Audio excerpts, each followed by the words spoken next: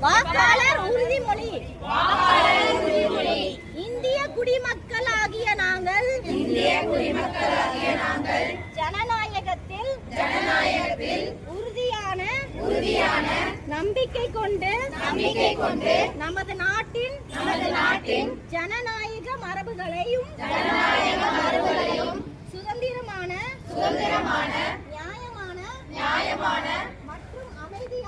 மற்றும் அமைதியான தேர்தலின் கண்ணியத்தையும் நிலைநிறுத்தவும்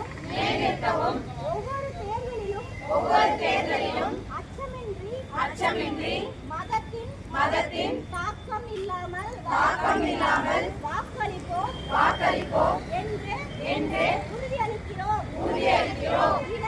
இனம், ஜாதி, சமூகம், மொழி அல்லது ஏதேனும்